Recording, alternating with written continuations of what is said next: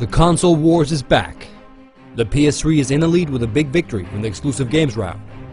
And in the second to last round of the series, we're going to be looking at the future of the game consoles.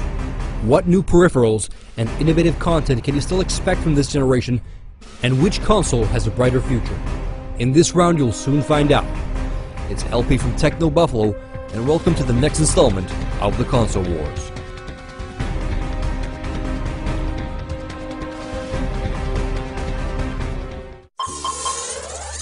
So, today we're looking into the future. I'm going to be talking about stuff that hasn't happened yet, so we're treading on some pretty tricky territory. And this may very well be the round that the future me looks back at and says, man, your predictions were fail. But in any case, I'll do my best to predict what's to come, and I'll let the future play itself out. To look into the future, we first have to take a look into the past. If we look at the product cycle of your average game console, we notice that the console manufacturers have launched a device about every 5 years. This generation has shown signs of the ball game changing entirely. There hasn't been even a hint of rumors of the next Xbox, and it's soon been 5 years since the launch of the Xbox 360. The Xbox 360 and PS3 should be hitting their twilight years, but it seems they're far from it. And why is this, you ask? Well, there are several reasons that have contributed to this. Firstly, as games get more and more complex, the cost and time to make a single game have gone up. The guys at Remedy Entertainment over here in Finland have been making Alan Wake for the past 6 years. That's longer than the Xbox 360 has been on the market. Hardware architecture is exponentially more complex than in previous generations, and looking at the games on both the Xbox 360 and PS3, we can notice that developers have learned how to better tap into the power of the consoles the further we've come along in the product cycle. So production times have gone up, that's one. Another very important factor that has led to the lengthening of game console product cycles has been the fact that hardware has been less limiting than in previous generations. If you look at, let's say, the Nintendo 8-bit system, there's not an insane amount of stuff you can do with the hardware. 99% of the games are pretty much 2D side-scrollers. But these days, the most limiting factor this generation has become the skills and ingenuity of the developers. But the most important factor that has and will continue to extend this generation are the online services that have begun to evolve the platforms far beyond what the hardware can do. The services, the community, and overall experience have trumped the need for increasingly better graphics. And I consider this ultimately good for the consumers as well. There's no need to upgrade to a new console every 5 years, and there's no need to experience pretty lame launch titles as often. Because we all know that for the first few years the games on the consoles can be a bit rough around the edges. And the best games are usually released a bit later in the game. So the further we are along in the product cycle, the more quality content we can usually expect. And from the perspective of the developer, learning new hardware can be a pain, and releasing games for a new platform with a limited installed base can be frustrating, as game sales are only a fraction what they could and should be. For example, Metal Gear Solid 4. Excellent game, but it only sold okay because the PS3's installed base was limited back when the game launched. Now with the PS3's attach rates up, the game would have sold triple.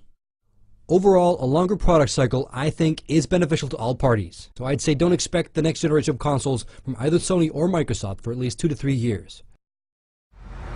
After the success of the Nintendo Wii, both Microsoft and Sony have been trying to create something of similar appeal. Last year at E3, Microsoft introduced its own motion sensing technology, codenamed Project Natal. Microsoft is describing it as controller-free gaming and entertainment experience. The technology is based on the Project Natal sensor, which combines depth sensing of an infrared projector combined with a monochrome CMOS sensor. To put it simply, the two sensors allow the Project Natal device to see in 3D. And the device is able of registering movement in 3D space. It also recognizes physical stationary elements such as furniture. So basically what Natal does is that it recognizes gestures.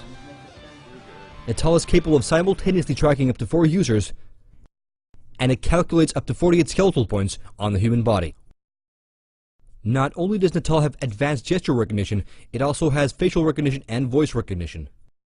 But apparently Microsoft has planned to incorporate Natal into the new Xbox experience as well, which I think will have some definite practical appeal. Instead of tapping on your D-pad to get around, you can just wave your hand in the air to slide between pages. And if this feature works on Windows Media Center as well, I'm gonna be sold. And this is gonna be a feature that will appeal to the girlfriend or wife as well. A game controller can be a pretty intimidating piece of hardware, and if we take the controller out of the equation, you never know. There just might be a new wave of female gamers after the release of Natal. And this is definitely what Microsoft is going for.